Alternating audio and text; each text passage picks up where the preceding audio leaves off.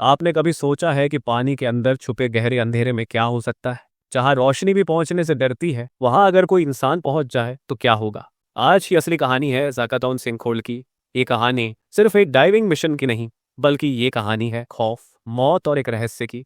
तो चलिए शुरू करते हैं। 6 अप्रैल 1994 की सुबह मेक्सिको में एक जगह है, ज़ाकतौन सिंखोल। दुनिया की सबसे गहरी पानी से भरी गुफाओं में से एक। इस जगह की गहराई इतनी है कि कोई भी इंसान इस गुफा के नीचे तक नहीं पहुंच पाया। उस दिन दो मशहूर और एक्सपीरियंस्ड डाइवर्स जिम बॉर्डन और शेक एक्सली ने ठान लिया था कि वो इस गहराई में वर्ल्ड रिकॉर्ड बनाएंगे। उनका मकसद था इतने नीचे जाना जहां आज तक कोई इंसान नहीं पहुंचा। तो उन्होंने अपनी तैयारियां की। डाइविंग गियर्स, ऑक्सीजन सिलेंडर और हर जरूरी चीज लेकर वो ज़ाकतौन सिंखोल के किनारे पहुंचे। लेकिन उन्हें नहीं पता था कि ये डाइविंग उनकी जिंदगी की आखिरी डाइविंग बनने वाली है। कुछ देर बाद डाइविंग मिशन शुरू होता है। जैसे ही जिम बॉर्डन और शेक एक्सली ने पानी में डाइव लगाई, चारों तरफ बस अंधेरा ही अंधेरा था। जैसे जैसे वो नीचे जा रहे थे, गहराई बढ़ती जा रही थी। 200 मीटर, फिर 300 मीटर। हर मीटर के साथ पानी का दबाव भी बढ़ते जा रहा था। लेकिन दोनों ने हार नहीं मानी, वो आगे बढ़ते चले गए। पर कुछ समय बाद कुछ अजीब सा होने लगा। जब वो करीब 400 मीटर की गहराई पर पहुंचे, जिम बॉर्डन को कुछ अजीब महसूस हुआ। पानी के अंदर सब कुछ अजीब सा लगने लगा। ऐसा लग रहा था जैसे कोई उन्हें देख रहा हो। जिम ने अपने साथी शेख को इशारा किया, लेकिन शेख ने कहा, सब ठीक है, हमें आगे बढ़ते रहना है। 500 मीटर पर खौफनाक मंजर। जब वो 500 मीटर की गहराई पर पहुंचे, जिम बॉर्डन को पानी में एक परछाई नजर आई। पहले तो उन्हें लगा कि यह सिर्फ उनकी आंखों का धोखा है, लेकिन जैसे ही उन्होंने ध्यान से देखा, वो परछाई धीरे धीरे उनकी तरफ पड़ने लगी। एक बड़ी डरावनी आकृति। ऐसा लग रहा था जैसे कोई उन्हें निगलने के लिए तैयार हो। जिम का दिल तेजी से धड़कने लगा। उन्होंने तुरंत इशारा किया कि उन्हें वापस जाना चाहिए, लेकिन शेख ने कहा, हमने इतनी मेहनत की है, हम वर्ल्ड रिकॉर्ड बनाने के इतने करीब हैं, हमें हार नहीं माननी चाहिए। जिम ने शेख की बात मान ली और दोनों ने आगे बढ़ने का फैसला किया। लेकिन जैसे ही वो 600 मीटर के करीब पहुंचे, शेख को अचानक घबराहट होने लगी। इसलिए शेख ने जिम को एक आखिरी इशारा किया। वो कुछ कहना चाह रहे थे, लेकिन ऑक्सीजन मास्क की वजह से उनकी आवाज दब गई। और फिर वो अचानक पानी के अंधेरे में गायब हो गए। जिम ने उन्हें बचाने की कोशिश की, लेकिन उस गहराई में कुछ भी नजर नहीं आ रहा था। जिम किसी तरह अपनी जान बचाकर ऊपर लौट आए, लेकिन जो मंजर उन्होंने देखा था वो कभी भूल नहीं पाए।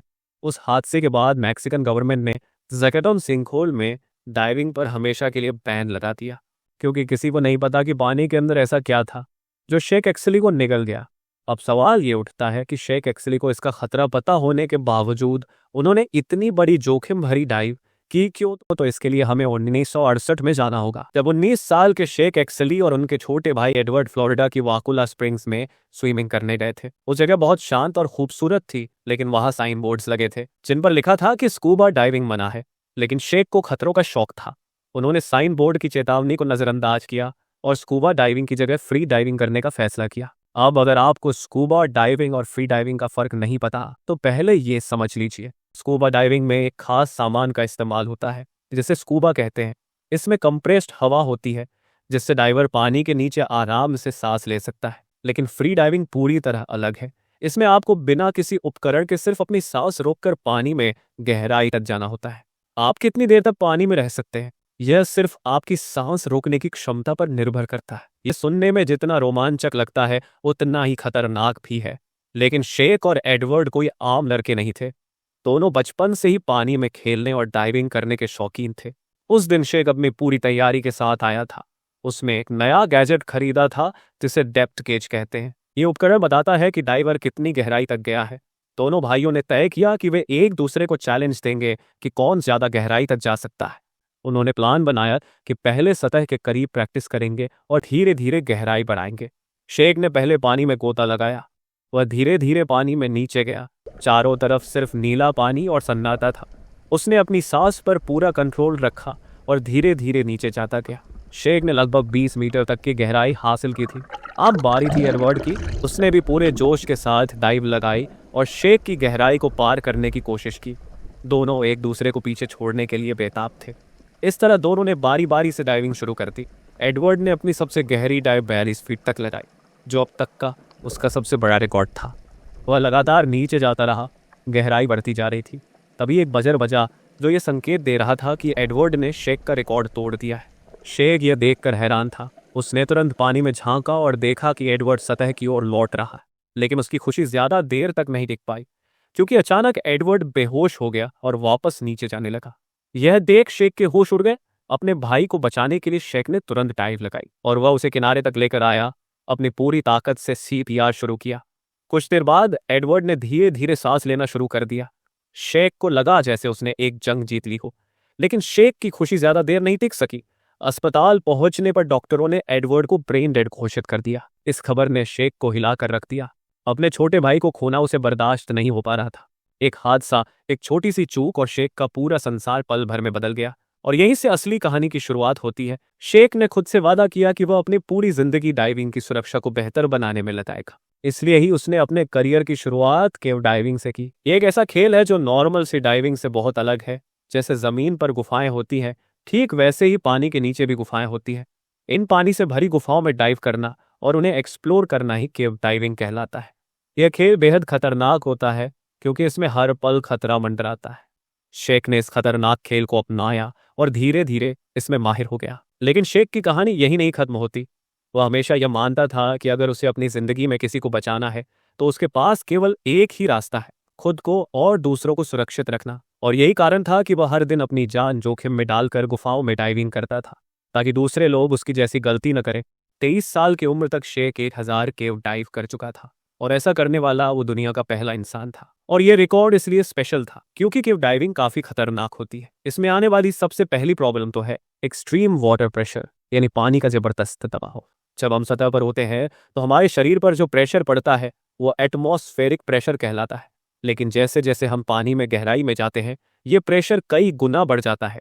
पानी का दबाव इतना ज्यादा हो जाता है कि वो किसी भी चीज को कुचल सकता है। और इतना ही नहीं, पानी के अंदर एक और समस्या आती है, वो है नाइट्रोजन नार्कोसिस। मतलब जब कोई डाइवर गहराई में जाता है तो उसे सांस लेने के लिए जो हवा दी जाती है उसमें नाइट्रोजन मौजूद होती है। पानी के अंदर हवा की डेंसिटी बढ़ जाती है और इसी वजह से डाइवर के खून में नाइट्रोजन की मात्रा भी बढ़ने लगती है।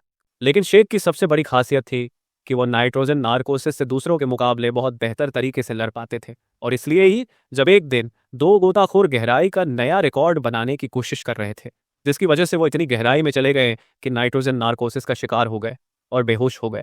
उनकी जान बचाने के लिए शेख ने 460 फीट गहराई तक डाइव लगाई।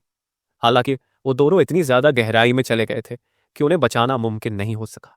ये हादसा दुखद था, लेकिन इसमें शेख की क्षमता साफ नजर आई। शेख वो पहले इंसान थे जिन्होंने 1994 तक 881 फीट गहराई तक गोता लगाने का वर्ल्ड रिकॉर्ड बनाया था। एक दिन उनके दोस्त जिम, जो खुद एक एक्सपर्ट गोताखोर थे, उन्होंने शेख से कहा, मुझे एक जगह का पता चला है जो शायद दुनिया का सबसे गहरा गड्ढा है। यह जगह थी जैकेटन सिंकोल, जो मैक्सिको के अल्डामा इलाके में है। अब इसे गुफा समझने की गलती मत करना, क्योंकि गुफाओं में अक्सर टेढ़े मेढ़े रास्ते होते हैं, लेकिन एल जाकार्टून एक सीधा और 1100 फीट गहरा पानी से भरा गड्ढा है। जिम का मानना था कि यह दुनिया का सबसे गहरा सिंकहोल है। हालांकि तब इसकी सही गहराई का पता नहीं था। जब शेख और जिम पहली बार इस गड्ढे को देखने गए, उन्होंने यहीं डाइविंग करने का डिसाइड किया। लेकिन ये कोई आम डाइव नहीं थी। वो चाहते थे सिंकहोल के बॉटम तक पहुंचकर वर्ल्ड रिकॉर्ड बनाए। पर यहां आपको ये समझना होगा कि इतनी गहराई में डाइव करना मतलब जान जोखिम में डालना। इसके लिए प्रॉपर प्लानिंग की जरूरत थी। तो सबसे पहले जिम और शेख ने अपनी एक्सपर्ट टीम तैयार की। ये कोई नए डाइवर्स नहीं थे, सबके सब एक्सपीरियंस्ड और क्वालिफाइड डाइवर्स थे जो इस खतरनाक मिशन में उनकी मदद करने वाले थे। अब टीम पहुंची उस जगह जिसका नाम था जैकेटन सिंकहोल। लेकिन जब उन्होंने वहां का एनालिसिस किया तो उन्हें बड़ी परेशानी नजर आई। सिंकहोल के चारों तरफ ऊंचे ऊंचे पेड़ थे, जिनके बीच से डाइव करना नामुमकिन लग रहा था।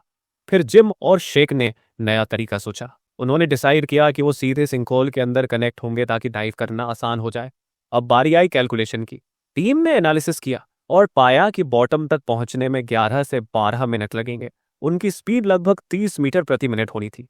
लेकिन ध्यान दीजिए, इनका गोल बॉटम को टच करना था और फिर सुरक्षित वापस लौटना, क्योंकि अगर ये जल्दी नहीं लौटे तो डीकम्प्रेशन सिकनेस का शिकार हो सकते हैं, यानी सांस लेना मुश्किल और हालत खतरनाक। अब आता है वो दिन। 6 अप्रैल 1994 दोनों ने तय समय पर डाइव शुरू की। शुरुआत में सब कुछ ठीक लग रहा था, लेकिन जैसे जैसे वो गहराई में उतरते गए, उन्हें एहसास हुआ कि ये सफर जितना सोचा था उससे काफी लंबा होने वाला है। फिर करीब 750 फीट की गहराई पर एक चौंकाने वाली घटना हुई। जिम बॉर्डन को अचानक सांस लेने में दिक्कत होने लगी, लेकिन फिर भी वो आगे बढ़ते रहे। जैसे ही दोनों ने 900 फीट की गहराई को पार किया, जिम को कुछ अजीब महसूस हुआ। उनकी सांसें फिर से तेज हो रही थी। उन्होंने सोचा कि शायद ज्यादा ऑक्सीजन यूज करने की वजह से हो रहा, इसलिए वो अपनी गियर चेक करने के लिए रुक गए। लेकिन तभी उनकी नजर शेख की रोप लाइन पर गई। जिम को डर लगने लगा कि शायद कोई बड़ी गड़बड़ हो गई है, लेकिन इतने गहरे पानी में वो कर भी क्या सकते थे। अंधेरा इतना ज्यादा था कि वो शेख को ठीक से देख भी नहीं पा रहे थे। इसलिए उन्होंने सोचा कि आगे बढ़ना ही सही होगा। जिम ने अपनी डाइव जारी रखी और 282 मीटर की गहराई तक पहुंचने में सफल हुए। ये एक वर्ल्ड रिकॉर्ड था। लेकिन तभी सरफेस से एक सिग्नल आया। टीम ने देखा कि शेख की रोप से बबल्स आना बंद हो गए थे। इसका मतलब था कि शेख ने शायद सांस लेना बंद कर दिया था। जैसे ही यह खबर मिली, शेख की एक्स वाइफ मैरी एलन ने बिना वक्त गंवाए पानी में छलांग लगाई। वो शेख को ढूंढने की कोशिश करने लगी, लेकिन शेख कहीं नहीं मिला। उसकी टीम ने घंटों उनकी तलाश की, लेकिन उनका कहीं पता नहीं चला। फिर 3 दिन बाद जब सबको उम्मीद खत्म हो चुकी थी, तो शेख की बॉडी एक गहरी खाई में मिली। अब सवाल ये उठता है कि एक इतना एक्सपीरियंस्ड डाइवर जो दुनिया भर में फेमस था, उनके साथ आखिर ऐसा क्या हुआ कि इतनी सिक्योरिटी के बाद भी उनकी मौत हो गई। शेख के साथ जो हुआ उसे HPNS यानी हाई प्रेशर नर्वस सिंड्रोम कहा जाता है। यह एक ऐसी कंडीशन है जो तब होती है जब डाइवर 500 फीट से ज्यादा गहरी डाइव करता है और उसके गैस मिक्सचर में हीलियम होता है। इतनी गहरी डाइविंग में हीलियम के प्रभाव से नर्वस सिस्टम पर अजीब असर पड़ता है, जिससे डाइवर का दिमाग ठीक से काम नहीं करता और वो जल्दी थकने लगता है। और यही शेख के साथ हुआ, जिसने अपने आखिरी समय में खुद को रोप से जोड़ दिया ताकि उसकी टीम उसे ढूंढ सके। इस कहानी से हमें यह सीखने को मिलता है कि समुद्र की गहराई में एक छोटी सी गलती भी किसी की जान ले सकती है, चाहे वो कितना भी एक्सपीरियंस्ड क्यों ना हो। क्योंकि हकीकत यह है कि जैसे जैसे हमारी उम्र बढ़ती है, हमारा शरीर बदलता है। एक समय के बाद चाहे आप कितने भी बड़े मास्टर क्यों ना हो, आपके शरीर की सीमाएं सामने आई जाती है। यही हुआ शेख एक्सली के साथ। 45 साल की उम्र में जब उन्होंने जाकाटोन सिंकहोल में डाइव लगाई, तो उनका शरीर HPNS का सामना नहीं कर सका। सबसे हैरानी की बात यह थी कि शेख को इस खतरे का अंदाजा था, लेकिन वो रुके नहीं और इस लापरवाही से उनकी मौत हो गई। अब सवाल यह है कि आखिर लोग ऐसी खतरनाक जगहों पर जाते ही क्यों है? इसका जवाब है थ्रिल, रोमांच और वैज्ञानिक खोज। धरती के नीचे मौजूद गुफाएं और सिंक होल्स में छिपे हुए अनसुलझे राज, इनके जरिए हमें पता चलता है कि हमारी धरती का मौसम पहले कैसा था। तो दोस्तों, ये गुफाएं सिर्फ हमारे अतीत को जोड़ने वाला एक पुल नहीं है, बल्कि एक ऐसा जरिया है जिससे हम धरती और ब्रह्मांड के रहस्यों को समझ सकते हैं। उम्मीद है आपको ये वीडियो पसंद आई होगी। आपके कमेंट्स हमारा हौसला बढ़ाते हैं। उसके लिए आपका बहुत बहुत धन्यवाद। मिलते हैं अगले वीडियो में, तब तक के लिए जय हिंद दोस्तों।